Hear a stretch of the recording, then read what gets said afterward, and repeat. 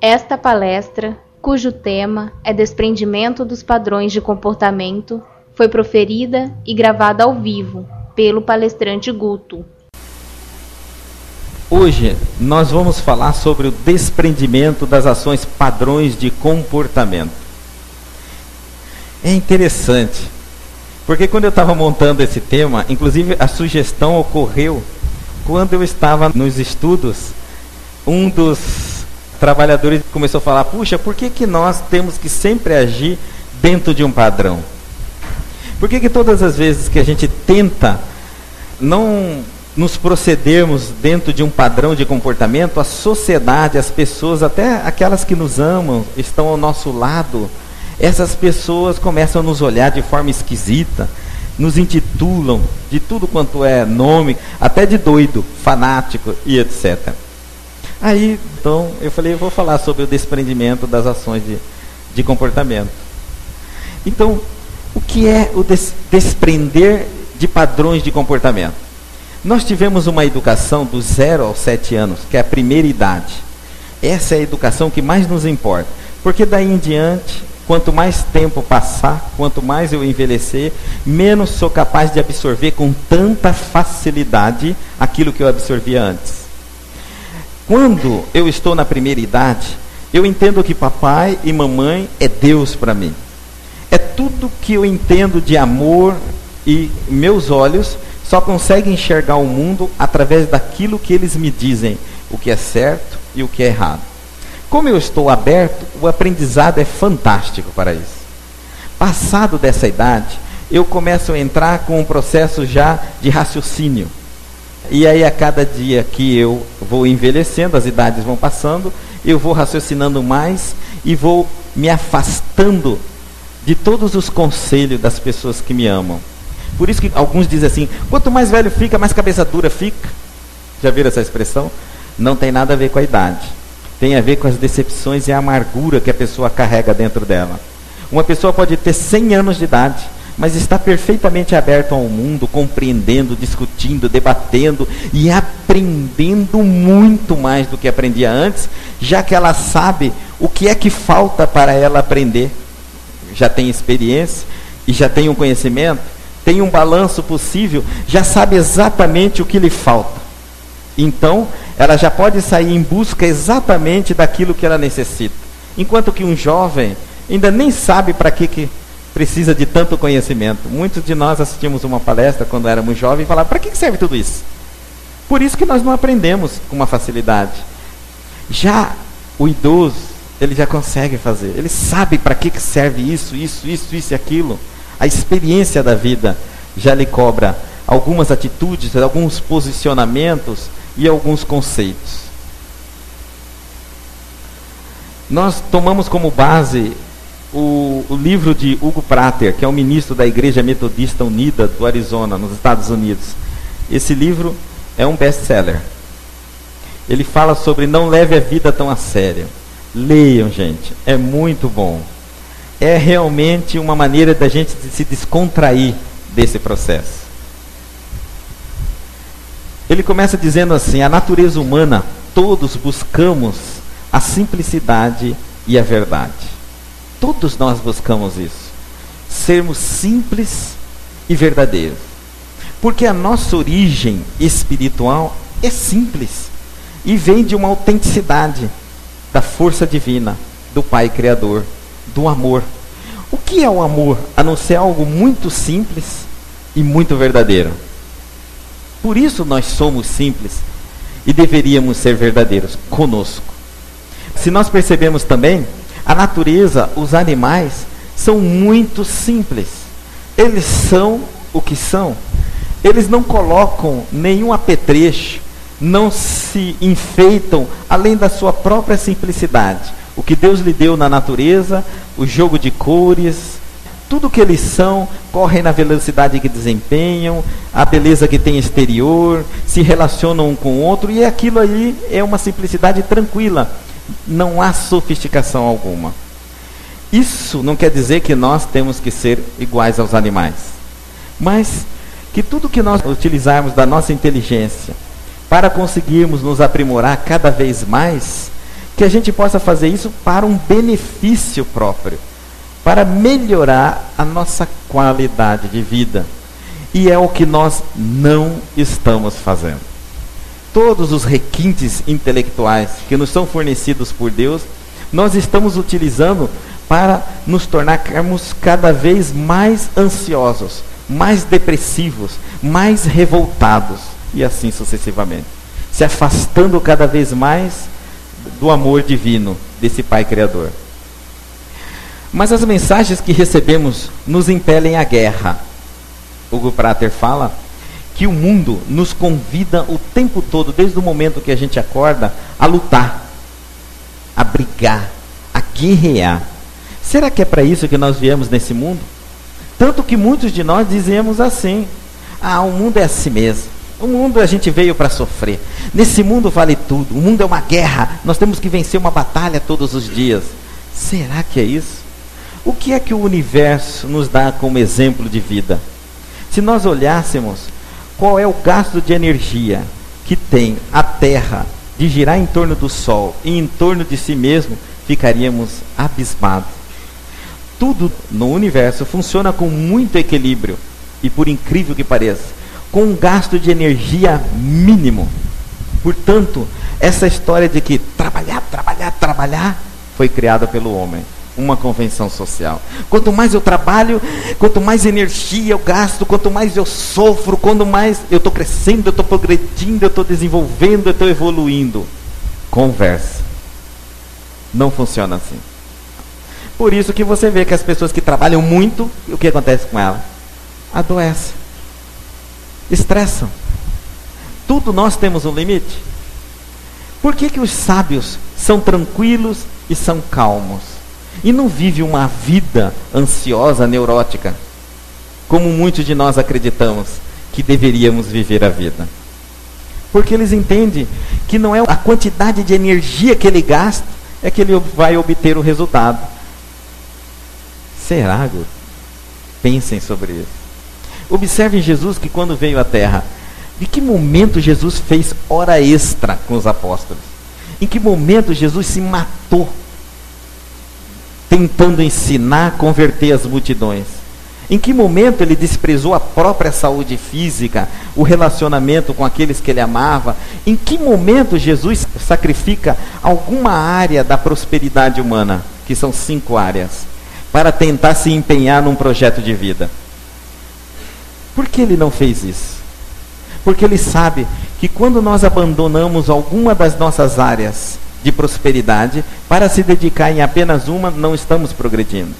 Estamos construindo uma ilusão. E as demais áreas que ficaram abandonadas vai destruir o meu poder de criação da única área eleita por mim. Então não existe essa história de que deixa a família de lado, eu vou me dedicar ao trabalho. Vou perder a família. Vou me dedicar à família, não preciso trabalhar. Será que é assim? Eu vou prejudicar minha área financeira. Eu vou cuidar só da minha parte espiritual. E o corpo? A saúde física? Não, daqui por diante eu só cuido da minha parte, da minha saúde física, faço ginástica, isso. E o relacionamento? A profissão? O financeiro? O espiritual? Nós temos 5 áreas. E quer queira ou não, nós temos que tê-las todas equilibradas. Isso chama-se prosperidade. Caso contrário, chama-se ilusão. E todas as vezes que eu me desempenho em uma única direção, para tentar extrair o máximo de uma única área, eu estou criando uma decepção futura imensa. O mundo nos chama à guerra. E ele diz assim: fique ressentido com o passado. É isso que nos pregam constantemente. Observe os filmes que nós assistimos. Todos têm uma história muito triste do passado. Quem de nós não temos uma lembrança triste para ficar lembrando, relembrando, principalmente no final de semana? Ah, meu Deus do céu, esse final de semana é de matar. Aí eu ponho aquelas músicas sertanejas, do fio de cabelo no paletó, aquelas traição terrível que existe. Ponho carne para assar e bebida alcoólica. Misturei aí, ó, pólvora e fogo, a bomba emocional do ser humano. Aí o que ele vai fazer? Ele vai ouvir aquelas músicas melancólicas, porque ele não é surdo. E já que ele tem o livre-arbítrio de poder ouvir, o que a gente faz com tudo aquilo que a gente tem liberdade excessiva? Nos prejudicamos. Então, já que eu posso ouvir, o que é que eu faço com a minha audição? Entrego-a para ouvir porcariada. Essa é a verdade. Quando eu tenho liberdade para ver, o que eu faço? Vou ver porcariada. Quando eu tenho liberdade para andar, aonde eu vou? Em lugares que me fazem mal, que me prejudicam. Observe como o nosso livre-arbítrio é o que nos afunda, porque não temos ainda consciência de se utilizar dessa grande lei, dessa bênção divina para nos promover. Então, o que fazemos? Chega o final de semana, colocamos e ficamos ouvindo e lembrando do passado. Aí alguns guardam aqueles álbuns maravilhosos, desde quando éramos pequenos, e fica lembrando. Esse foi o primeiro namorado, me traiu, e chora. Aí o outro tem uma história logo seguida para contar. Esse aqui foi aquele casamento que não deu certo, aquele foi aquele outro, aquilo que... E aí juntamos a família, diz que isso é reunião familiar. É rememorizando os fatos mal sucedidos da vida, cada hora de um, bebida alcoólica e churrasco, que é um veneno à saúde. E aí começamos o dia, segunda-feira, arrebentados, quebrados. Todo final de semana isso se repete. Por quê? Porque se alguém me chamar e falar, fulano, vem cá, vamos fazer caridade? Caridade? Final de semana eu encontro com a minha família, e que momento que eu vou chorar?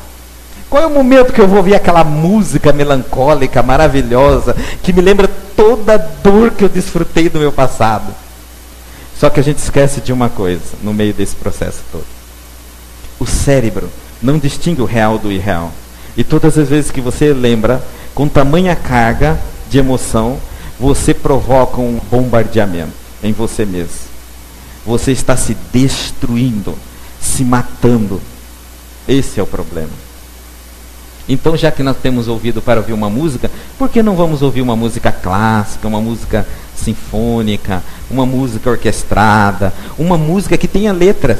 Como minha filha fala, papai, pelo amor de Deus, essas músicas também, ninguém canta. Canta, e põe uma música cristã para ouvir. Não uma música de derrota, de incentivo à guerra, de tragédias que aconteceram, de promessa de infelicidade. E eu digo uma coisa aos jovens, porque os jovens acreditam que nunca vão envelhecer. Eles ficam ouvindo aquelas músicas, leem a letra da música. A letra da música chamam para si mesmo derrotas, fracassos.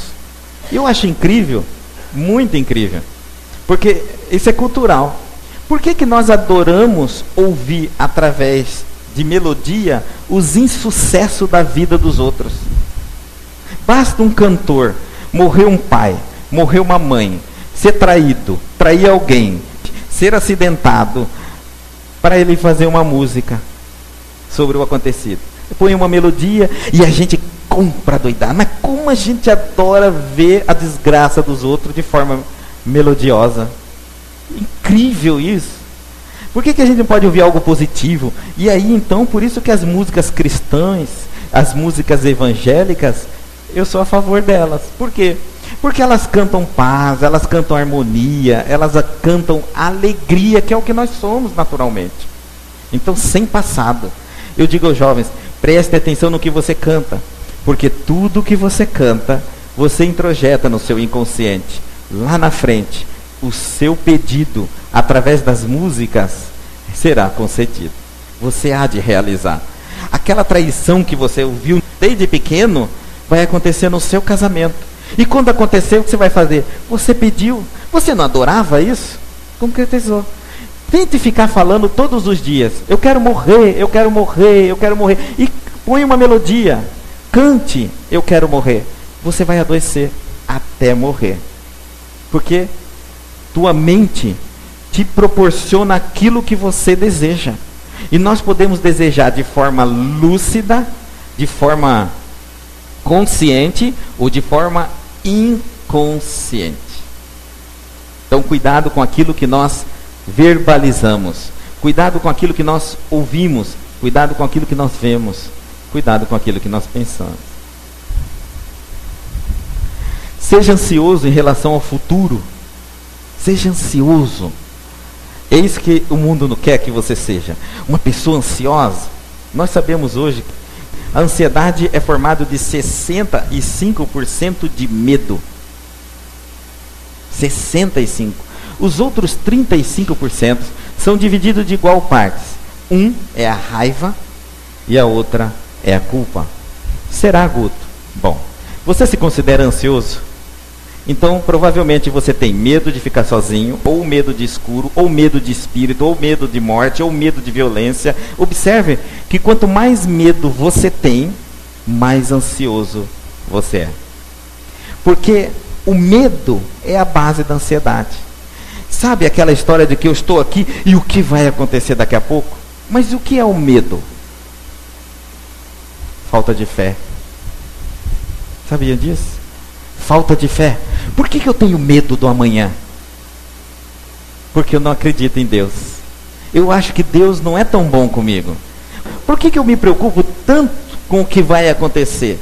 Se eu acredito que Deus é bom e que eu mereço ser feliz, qual é o problema do amanhã? O amanhã é um presente de Deus para aqueles que acreditam em Deus. Mas e aqueles que não acreditam em Deus? Que acham que tudo é Ele que tem que fazer, se Ele não fizer não vai dar certo, que Ele não merece ser feliz, que Ele é uma pessoa derrotada, que Ele é uma pessoa pessimista, negativista. O pavor dele é o amanhã.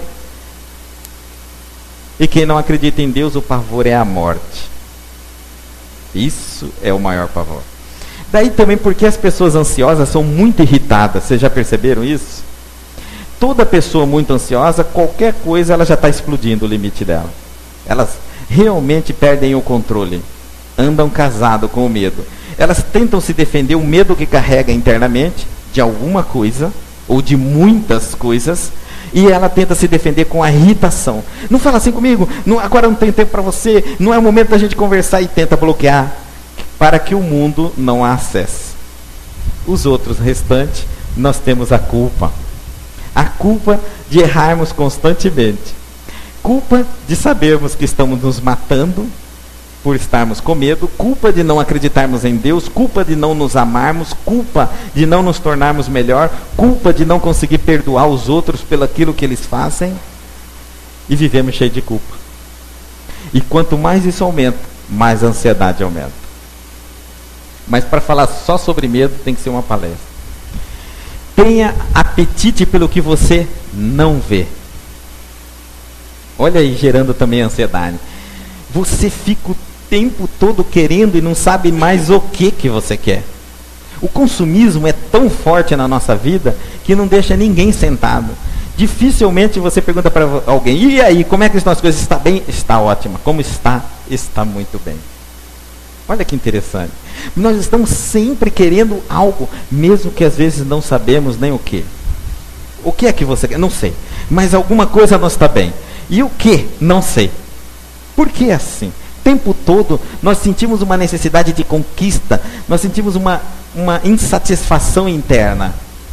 Padrão social. Nós temos medo de sermos acomodados. Será que é isso mesmo? Será que é o medo de sermos acomodados ou nós já somos acomodados? Sinta insatisfação com o que você vê. Eu já quero, nem sei o que. E o que eu tenho, o que eu já possuo, o que eu já conquistei, a minha vida, a minha casa, a minha família, não satisfaz mais. Por isso que passei a vida inteira querendo casar. Eu queria casar, eu queria casar, eu queria achar um companheiro, eu queria casar, casei. Oh, meu Deus do céu. Agora o que eu quero? Agora eu quero separar. Eu quero separar, eu quero separar, eu quero separar. A hora que separar, qual que é o próximo plano? Eu quero casar, eu quero casar, eu quero casar, e assim sucessivamente. A gente fica entrando e saindo, uma eterna insatisfação. Eu quero arranjar um companheiro fiel, uma pessoa assim, assim. Quando arranja, você é infiel. É você que vai provocar o processo todo. Por que isso? Porque nós estamos sempre em busca do que está fora de nós, para tentar completar o que está dentro de nós. Esse é o problema nosso. Achamos que o mundo tem que nos fornecer aquilo que não temos, e que as pessoas têm que ser aquilo que nós não somos. Ainda não nos tornamos. Nossos filhos nós queremos assim. Olha só interessante.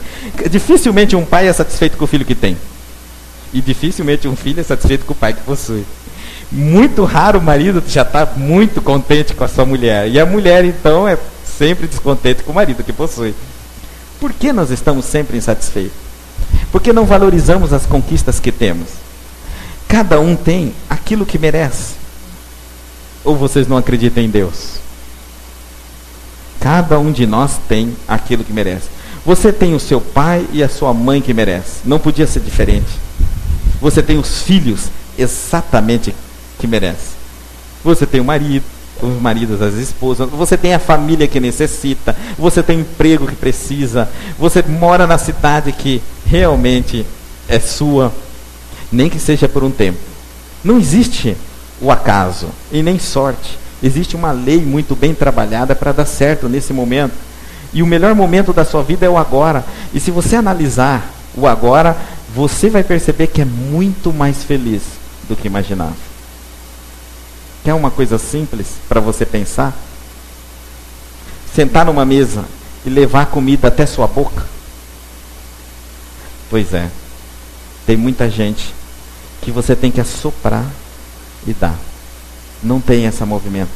Você consegue tomar banho sozinho? Escovar, lavar, ainda cantar no banheiro enquanto toma banho? Parabéns, você é feliz e não sabia. Milhares de pessoas ficam esperando alguém vir para darem banho nela. Que tanta insatisfação você tem? Você consegue ver? Então você é milionário. Milhares de pessoas não enxergam. Você ouve, fala, anda.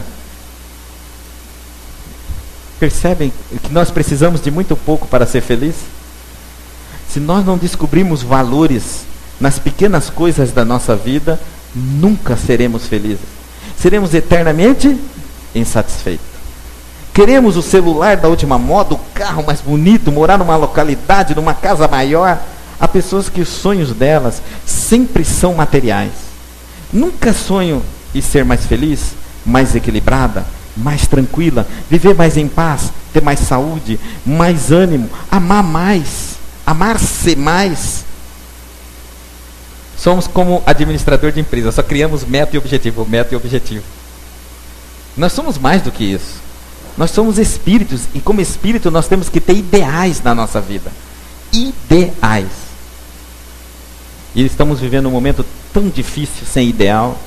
Os jovens estão se entregando nas drogas sem ideal. Por que não usar droga, papai?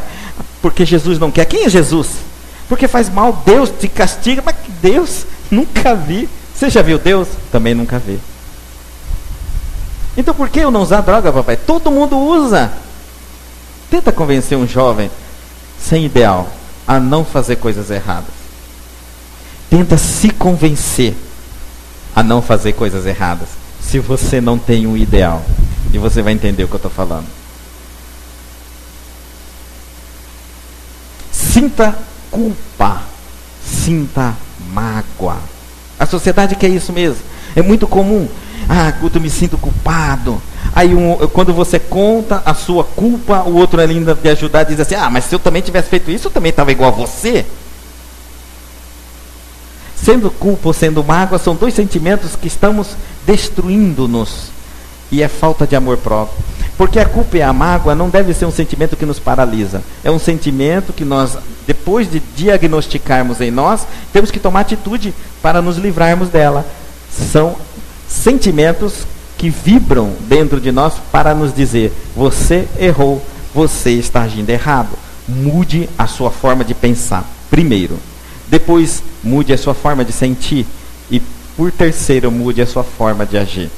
É isso que a culpa e a mágoa está te ensinando, te cobrando o tempo todo. Não é para que você se afunde, entre em depressão, ache que a vida é a pior coisa do mundo. Só as pessoas rebeldes que, após sentir que carregam mágoa e culpa, se alimentam desse processo, até gerarem doenças e enfermidades psicossomáticas. É tão gostoso ser coitadinho, não é verdade?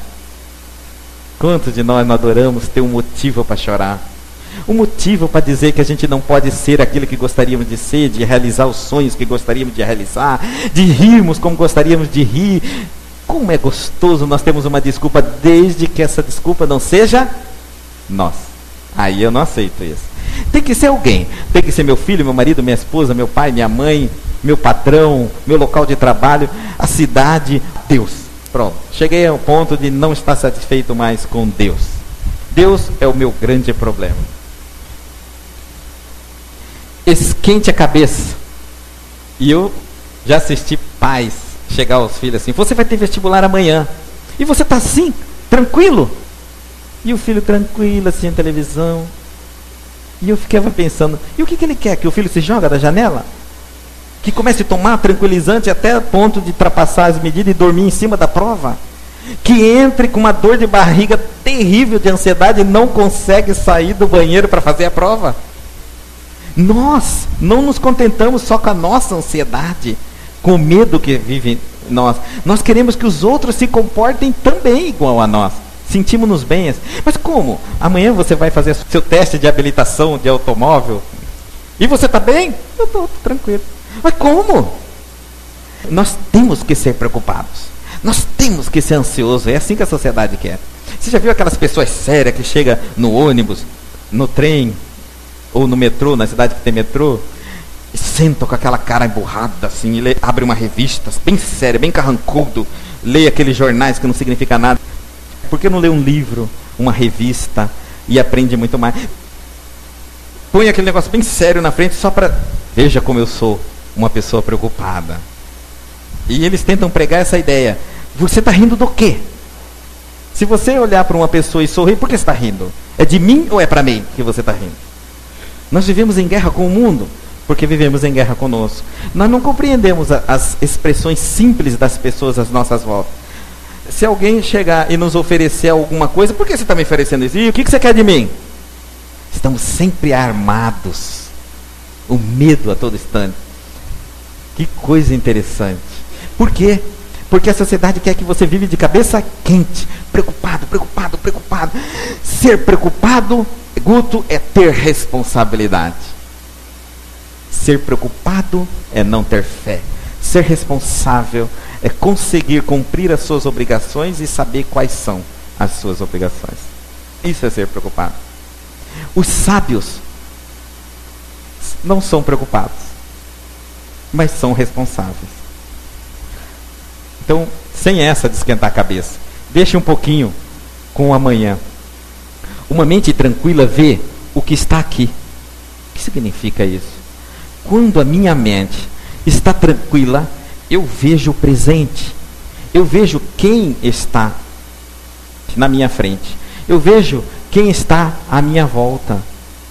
Eu vejo o mundo que está ao meu lado. Deepak Chopra, que é hoje também conhecidíssimo filósofo indiano, ele nos fala que todas as vezes que nós saímos do nosso estado emocional espiritual e passamos para o nosso ego, que é o estado emocional material, físico, nós deixamos de captar as coisas mais belas que existem, as grandes ideias. Vocês perceberam que um escritor, um artista, um pintor, para fazerem as grandes obras, se afastam de toda a preocupação do movimento, vão ficar num local onde eles têm a paz e a tranquilidade? É assim que a gente faz quando quer ficar em paz. Mas não precisa. Você pode ir no centro de São Paulo, na Estação da Luz, e viver em equilíbrio, em paz. Porque não importa o barulho que está à sua volta, nem a aflição que você está assistindo com os olhos. O que importa é a sua interiorização, aquilo que você acredita, suas crenças. Se sua crença for forte o suficiente, se a sua fé for autossuficiente, você não se envolve no problema das pessoas. Vou dar um exemplo. Nós temos aqui um espaço físico difícil, porque a parte útil não corresponde lá fora à mesma área de lazer. Então, se sai todo mundo daqui, congestiona, porque é um corredor pequeno e uma pequena área ali fora. Não dá. Então, qualquer conversa que eu faço no corredor ou naquela área, dá essa impressão de que está havendo muita conversa. Não é isso? Mas não é. É porque simplesmente o espaço é muito pequeno e muito fechado. Aí algumas pessoas chegam a reclamar assim, mas Guto, com esse barulho eu não consigo me concentrar. Tem que as pessoas ficarem quietas. Uma mente tranquila vê o que está aqui. Agora vamos ver então, o que significa isso? Será que realmente o mundo tem que parar para que eu possa ser eu mesmo? Para que eu tenha concentração? Quando nós fazemos as excursões nos umbrais, como é que elas são feitas? Saímos em fila e descemos no umbral. Lá naquele umbral tem gente gritando socorro, o outro grita ai, dores terríveis, outro xinga, outros blasfemam. Se nós esperar um umbral ficar todo mundo quieto para ir lá socorrer alguém, quando que a gente desce lá? Nunca. O que é que a gente faz? Em oração, não é isso? Ficamos em oração. O mundo continua gritando, as pessoas continuam se infernizando, brigando, se agitando, e você em paz consigo. Porque você não deve se permitir influenciar pelo ambiente. Afinal, cada um está agindo conforme quer, conforme lhe aprouver, conforme a necessidade. E você tem que agir como você quer, como você idealizou para você mesmo. Daí, você é capaz de chegar tranquilamente em qualquer local que parece o inferno, está de cabeça para baixo, e levar a paz para o local. Enquanto que se você se contamina com o local, você precisa que o local seja adequado para você trabalhar. Aonde você vai conseguir esse local adequado? Só no céu. Lá você vai chegar, o santo, está todo mundo sentado e fazendo oração. É só hora, mas também a hora que você for dar o passe, ele vai dizer, não precisa, meu amigo, porque eu já dei alto passe. É no mundo aflito, na necessidade. Nós estamos num ônibus e o ônibus toma um acidente. Acabou o acidente, todo mundo está gemendo, um está gritando, um está pedindo ajuda, outro está chorando, outro está achando que vai morrer. Se você entrar no desequilíbrio, faça ser mais um desequilibrado. O que você tem que fazer? Desconectar com o processo. Aquilo é o que é. E você não vai mudar ainda por alguns instantes. Centraliza-se de novo. Volta para a realidade, preparado. E aí você vai enxergar naquele que sente dor, dor natural, foi um acidente. Naquele que está achando que vai morrer, não vai, não passou da hora, não vai morrer ainda. O que tinha que morrer já morreu. E assim sucessivamente vai atender todo mundo. Tranquilo. Mas não pode esperar que todo mundo pare de gritar e de gemer. Uma mente ocupada vê o que não está aqui. Aquele que está presente é nada mais, nada menos do que aquele que está presente. Portanto, você pode pensar o que quiser sobre as pessoas, mas saiba que isso não vai transformá-las. Seu marido é o seu marido. Sua esposa é isso aí, é ela mesma. Seus filhos são o que são, sua família é o que é, seu emprego é esse que você tem. Você vai transformá-los? Não. Mas, então não vou ser feliz? Vai. Mudando-se, transformando-se. É muito importante eu entender isso. Porque as pessoas têm o direito de errar. Vocês já viram aquelas pessoas que não aceitam que os outros errem? Só ela tem o direito de errar. Geralmente são pessoas que carregam erros. Durante muito tempo, alguma coisa ela fez e cometeu um erro ou não tem uma capacidade de tomar determinadas decisões. E elas se tornam muito inflexíveis, rude com os outros. A hora que alguém tomou, ela vai em cima, como ela gostaria de ter sido com ela. É o processo reflexivo nosso. Por isso que as pessoas tolerantes resolvem sempre os seus problemas. E as pessoas intolerantes consigo próprias são intolerantes com os outros. Eu não posso exigir dos outros absolutamente nada, porque ninguém me deve nada. Eu devo a Deus, e cada um dos meus semelhantes devem a Deus, mais nada. Como que eu posso dizer que me decepcionei com alguém, se alguém não me prometeu absolutamente nada? Algum contrato foi assinado? Alguém te prometeu algo? Aquela pessoa que te decepcionou prometeu no casamento, ele falou: serei fiel na alegria, na tristeza, na saúde e na doença, até que a morte os separe. Bom, aquela promessa lá, nós sabemos que não existe. Fazemos porque queremos, mas sabemos que aquilo não existe. Porque a promessa, Jesus foi contra o juramento na terra. Ele disse: nós não poderíamos jurar, não temos nem o direito de jurar, nem pelo fio de cabelo nosso. E nós ainda insistimos nesse tal de juramento. E isso gera uma ilusão na nossa cabeça e acaba nós cobrando as pessoas aquilo que nos juraram. Ninguém pode dar o que não possui. E o fato de alguém não agir como nós gostaríamos que agisse, isso não significa nada, nem significa que não nos ama. Significa que ela tem uma maneira própria de nos amar. Mas se eu só acho que posso amar alguém, se ela agir assim, se for assim, se fazer assim, se falar assim, se sentar assim, eu não amo ninguém. Eu não amo ninguém. Porque não me sujeitaria a viver com alguém que fizesse o que eu estou tentando fazer com as pessoas.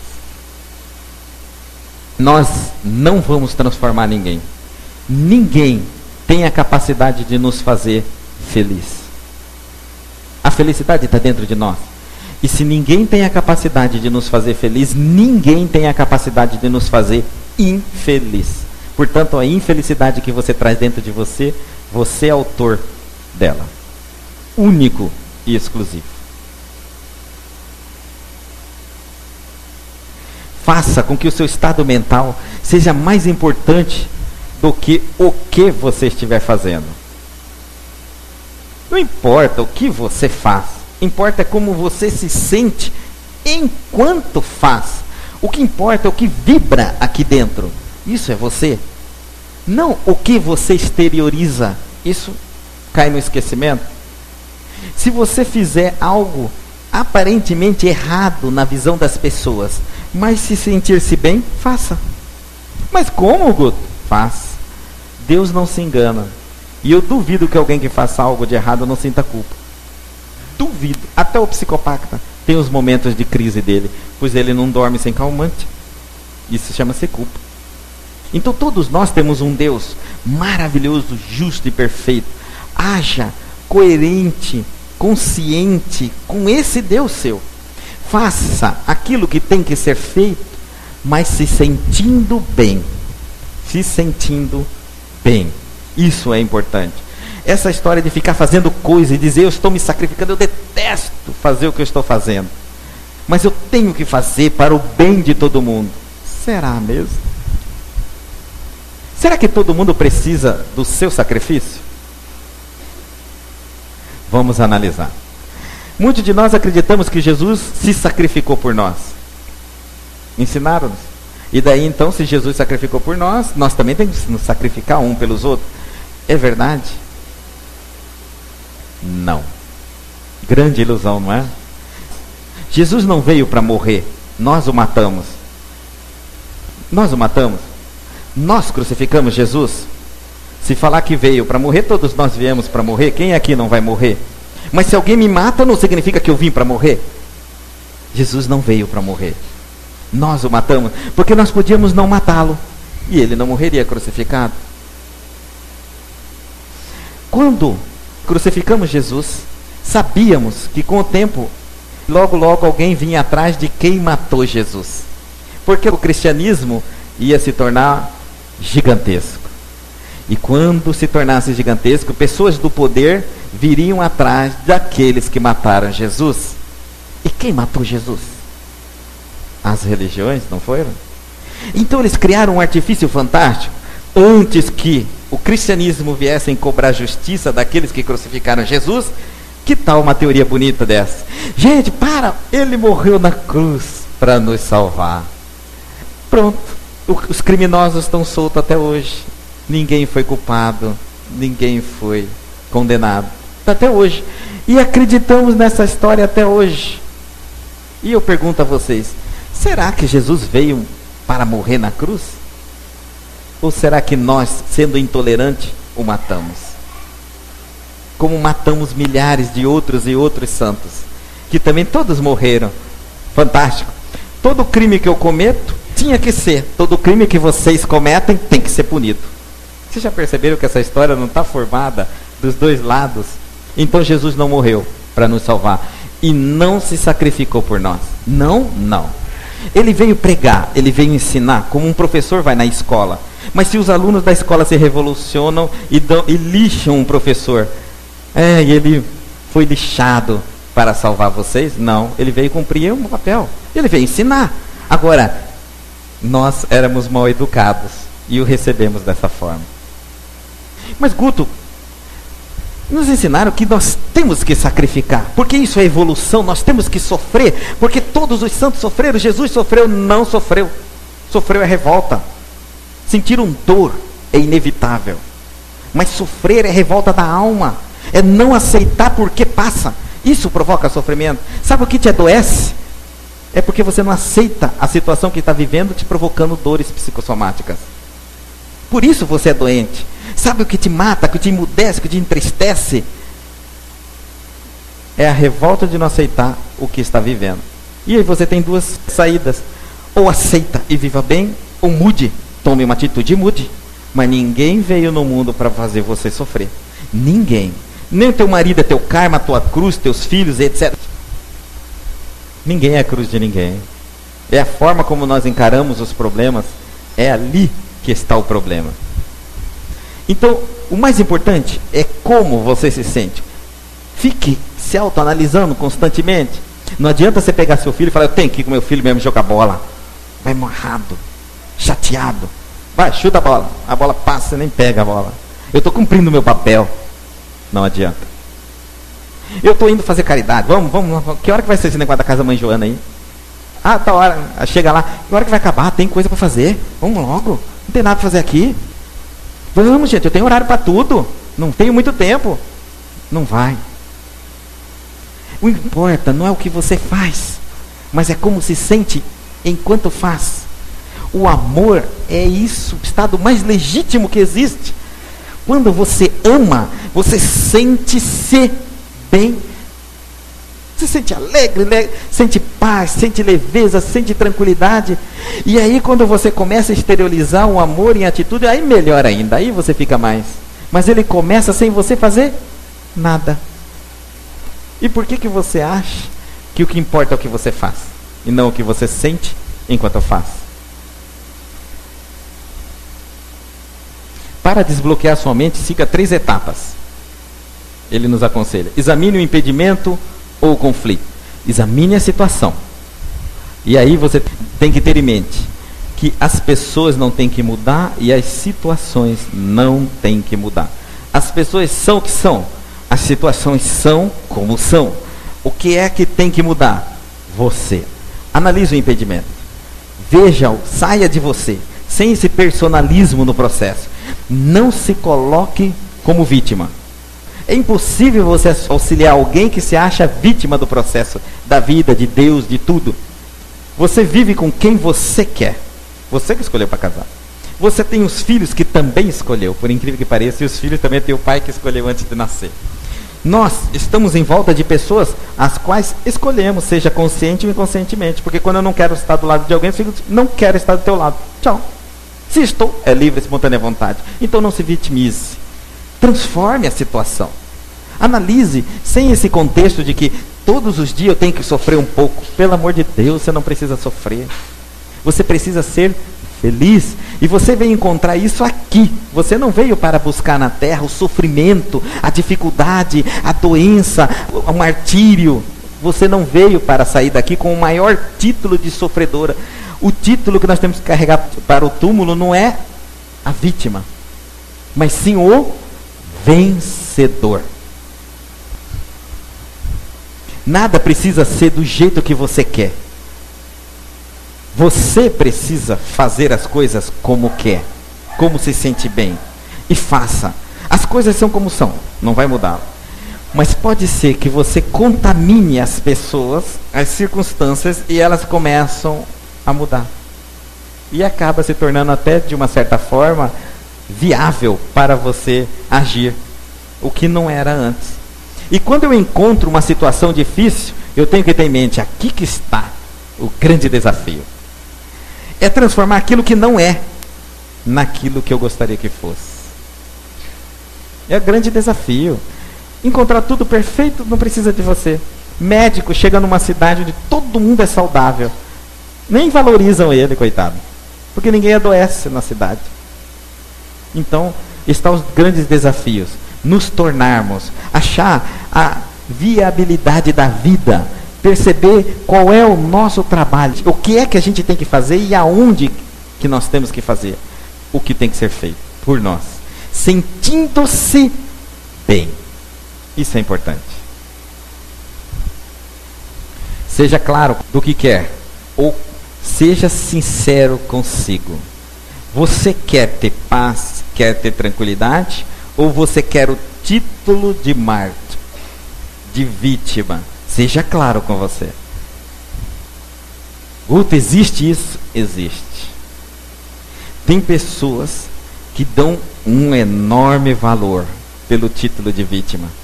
E quanto mais adeptos se aproximarem dela e dizerem: coitado, coitado, é um ego enorme, eu carreguei essa cruz.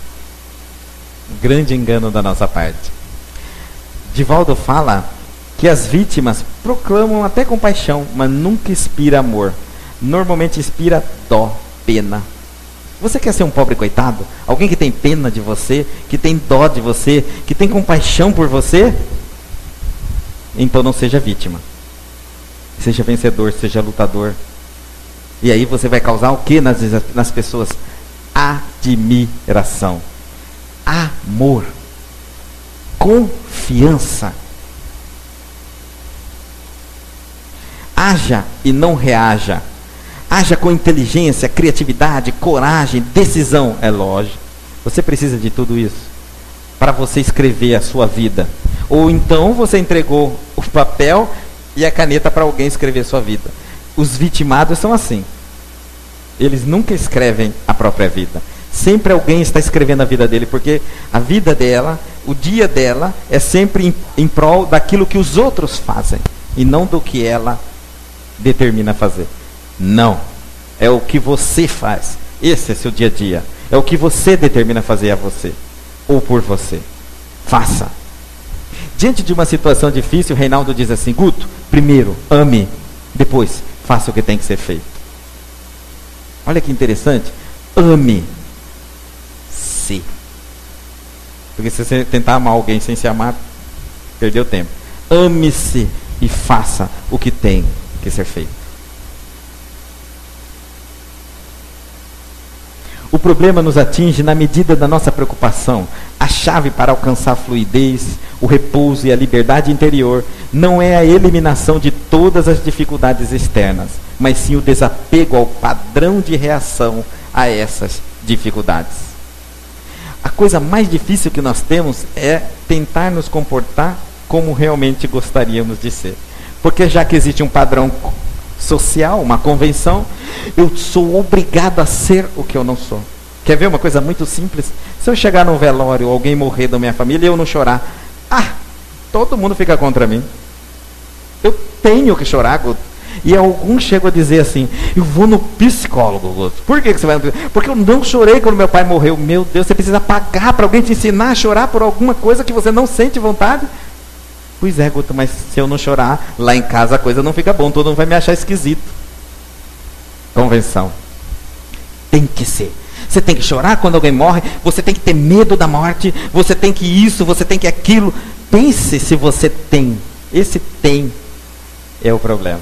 Será que realmente você tem? Nos provoca tanto desgaste, tanto cansaço ser o que não somos, que a vida fica muito pesada.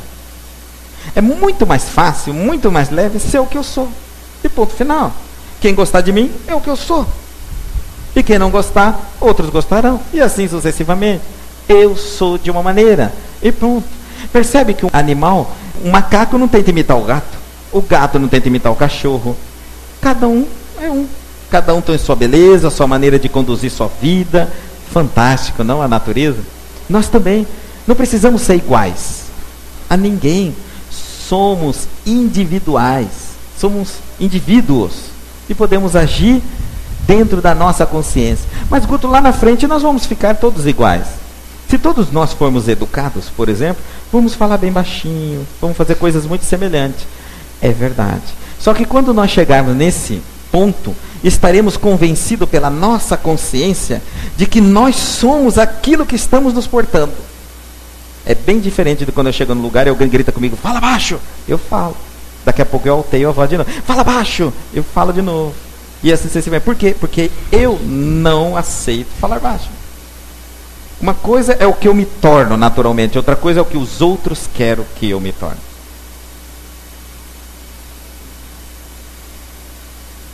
Existem 3 coisas que você precisa abrir mão. Você quer tranquilidade? Para você não viver dentro das convenções, de padrões de comportamento. Primeiro, não julgar. E aí vocês têm um livro dessa psicóloga e escritora, Cris, ela escreveu essa obra chamada Divas no Divã. E ela fala, observe sem julgar. Analisem, observe, aprenda. Não julguem. Se alguém está rindo, está rindo. Não precisa você tentar entender por que ele está rindo. Não é você que está rindo. Se alguém está bravo, irritado, está bravo. Não tente adivinhar o que leva essa pessoa a estar brava ou irritada. Se alguém está correndo, se está sentado. Chegue de analisar, de julgar as pessoas. Você está vendo, Guto? Fulano entrou aqui e falou isso para mim. Eu tenho certeza que ela pensou isso. Ela falou isso para você. Não, mas eu tenho certeza. Só pelo jeito dela. Olha o julgamento nosso. E gera um monte de conflito. Por quê? Porque queremos ser aquele que adivinha tudo. Só pelo lado errado. Só pelo lado mal. Quando a esposa fala, ô meu bem, você não falou que eu estou bonita. E aí o marido fala, mas eu pensei que você sabia. Fica nervosa, né? Quando a coisa é boa, a gente não quer adivinhar, quer ouvir. Mas quando a coisa é mal, a gente quer adivinhar. Você viu? Eu acho que tenho certeza que ele pensou isso. Ele não falou nada disso para você, mas eu tenho certeza que pensou. Você pensa que eu sou bobo? Eu sei de tudo. Controlar. Você não pode controlar as pessoas. Você não pode controlar as pessoas. As pessoas vão ser como são, agindo como agem, pensando como pensam. Que maravilha essa diversidade. E você tem que treinar sua paciência, sua tolerância, sua capacidade de entendimento, mas sem querer mudar ninguém. Não tente mudar as pessoas. E você vai se decepcionar, vai se desgastar e vai cansar. O maior problema dos casais, o marido quer pegar a esposa e transformar do jeito que ele acha que tem que ser a mulher dele. A mulher tem que pegar o marido e falar, tem que ser do jeito que eu quero. Os pais querem pegar os filhos e falar, tem que ser do jeito que eu quero. E os filhos querem transformar os pais do jeito que eles querem. E aí é uma guerra dentro de casa. Uma guerra. Não é para controlar ninguém. Controle-se. É isso. Controle-se. Seja tranquilo. Seja calmo. Tenha paz. Busque a fé. Desenvolva. Aprenda. Cresça. E ponto final. E os outros serão como querem ser. Deixe os outros ser como querem ser.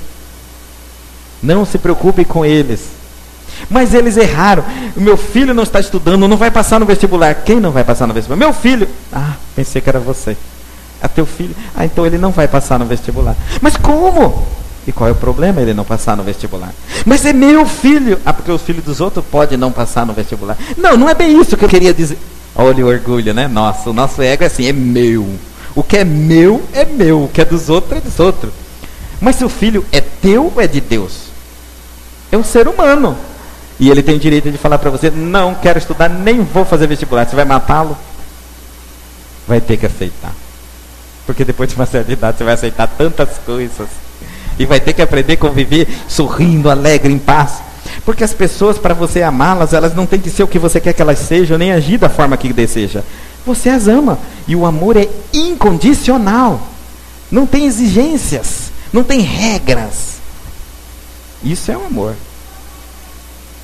Finalmente, ser dono da verdade. Isso aqui é o cabeça duro. Quem não muda a maneira de pensar e ser, não deixará de colher sempre os mesmos resultados da vida. Sua vida é a mesma faz muito tempo?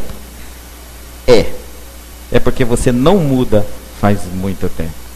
Significa que você não aprendeu mais nada faz muito tempo. Cada vez que você aprende, você muda. Cada vez que você muda, você aprende. E aí entra no ciclo segundo Buda. Aprender é mudar. Mudar é aprender. É o princípio da fé. Se você acha que já sabe tudo e que pode ficar em casa e que não tem mais nada para aprender, vai carregar os seus problemas talvez até o túmulo. Porque talvez seja a única forma de você sair do convívio do problema. Do convívio, mas não vai resolver o problema. Porque não pense que a morte soluciona os problemas. Do outro lado você continua com ele. Está vendo aquele filho, aquele neto, aquele pai, aquela mãe que você não deixa, aquele marido, aquela mulher que você tem apego por ela? Você sem corpo vai continuar obsediando aquela família. Querendo manipular, controlar as pessoas dentro da casa, mesmo sem corpo. São os obsessores da família. Tem que ser assim.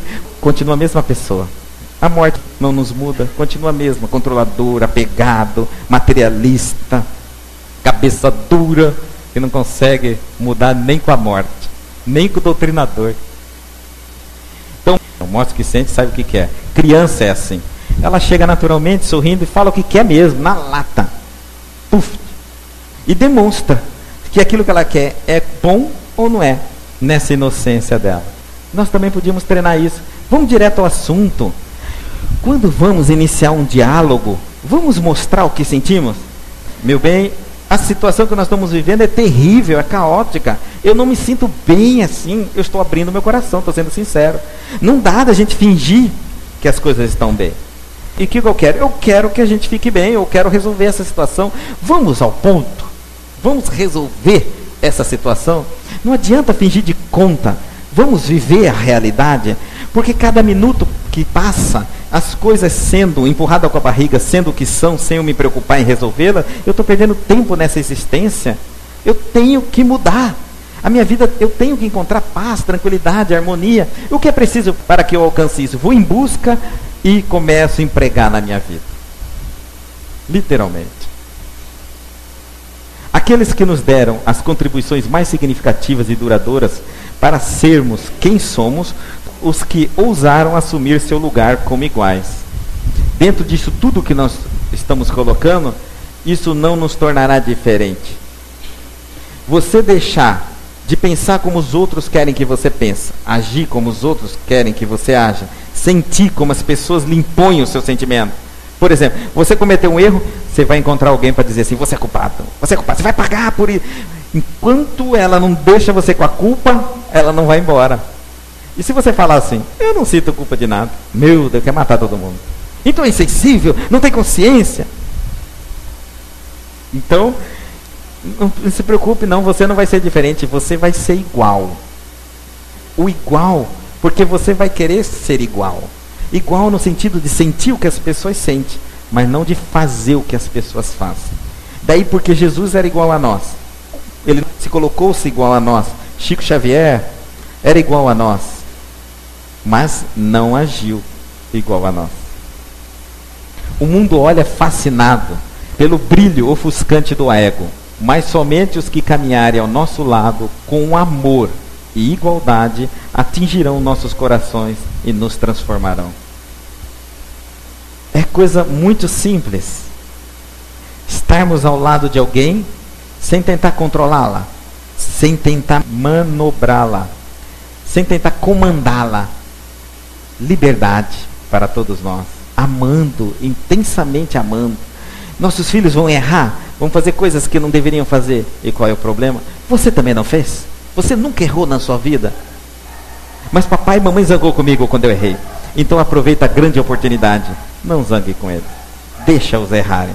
Mas as consequências, é para isso que veio ao mundo. Cada um de nós tem Deus, Jesus, um monte de anjos guardiões, o seu benfeitor, uma equipe de espíritos no mundo espiritual que você pertence, que te ama. Porque tem aquela família que te odeia, mas a que te ama. É muita gente, não é? Se ninguém está conseguindo fazer você parar de fazer o que você está fazendo, por que você acha que você vai fazer? Se ninguém está conseguindo evitar que alguém que ama faça o que está fazendo, e continua todo mundo amando, por que você vai sair fora da família? Aceite também. E ame. Eu vou contar só uma história para encerrar. Existia uma floresta, e nessa floresta teve uma chuva torrencial, gigantesca, muito forte. E aí nós sabemos que depois de uma tempestade dessa, o nível fluvial aumenta. o rio, os lagos. E depois que isso aumentou, um leão ficou ilhado numa pequena porção de terra. Ele andava de um lado para o outro tentando achar solução, porque ele precisava arranjar comida, estava começando a sentir fome. E toda vez que ele olhava a outra margem do rio era muito longe. Ele mirava daqui e falava, se eu saltar, talvez... Não vai dar certo, não vou cair na outra margem. E ele acompanhava, ele olhava, e aquilo era preocupante na cabeça dele, aquele rio que não parava, não baixava. Ele punha o pezinho, a água era gelada, já viu, leão, animal, não gosta d'água. E ele via aquilo, ele uma hora, muito irritado com o rio, ele falou, eu vou vencer esse rio. Pulou no rio, tentou nadar, não conseguiu, retornou. Cansado, exausto, porque lutou contra a correnteza, ele fez de tudo o que ele podia. Quase morreu afogado, mas voltou à terra. Cansado, sem fôlego, ele ouviu uma voz. Nunca lute com aquilo que não existe. Ele levantou as orelhas, pensou, olhou do lado, mas quem falou comigo? E a voz disse, sou eu, o rio. Mas e quem é o inimigo que não está aqui? Sou eu, o rio. Você é o leão e eu sou o rio. Eu não sou teu inimigo e nem você é o meu. Ele entendeu, levantou, agora não mais preocupado, nem ansioso, nem irritado, nem nervoso com o rio. Ele foi na margem, acompanhando até o finalzinho e percebeu que lá num canto tinha um desvio no rio natural, que se ele saltasse ali, o rio, as águas do rio levariam ele sem nadar até a margem do outro lado. Só pelo sentido da correnteza. E assim ele fez. Ele se entregou boiando e aguardou que o próprio rio o levasse na outra margem. Será que nós não estamos lutando contra o invisível na nossa vida? Será que nós estamos criando problemas para dizer que somos pessoas que lutamos muito, que somos pessoas muito preocupadas? Será que todos os problemas que temos em nossas vidas são realmente problemas? Ou será que eles existem porque nós estamos os criando e colocando eles, que às vezes são as situações mais benéficas das nossas vidas, são as situações remédios, são as doenças remédios e as dores da felicidade, que se nós soubermos olhá-las e aproveitá-las, provocando mudanças, profundas mudanças nas nossas almas, nós vamos fazer como o leão, vamos deitar no rio da vida, no mar da vida, e deixar que a correnteza nos leve, cumprindo uma visão indiana, que diz que não atrapalhe seu destino, deixe o destino te tornar feliz, porque Deus é felicidade. E o que nos faz triste, o que nos decepciona é a nossa teimosia, a nossa rebeldia, a nossa falta de fé, que faz com que as coisas não aconteçam como deveria acontecer, não saem como deveriam sair, porque simplesmente nós queremos do nosso jeito. Esse é o grande problema nosso. Sejamos mais com fé e deixamos Deus agir, descansado no rio da vida, no mar da vida, deixando a vida passar, vivendo a vida em estado de equilíbrio, paz e harmonia. Naturalmente vamos encontrar alguns empecilhos. Faça como o rio também, desvia dos empecilhos e segue o seu curso. Talvez não vamos atingir os Alpes da montanha, porque o rio não sobe também, né? Mas a gente fica no sopé mesmo, vai contornando. O importante é desfrutar da vida com leveza, tranquilidade, paz, tirando da nossa mente os fantasmas que criamos e que talvez sejam os grandes anjos da guarda nossos. Fiquemos em paz.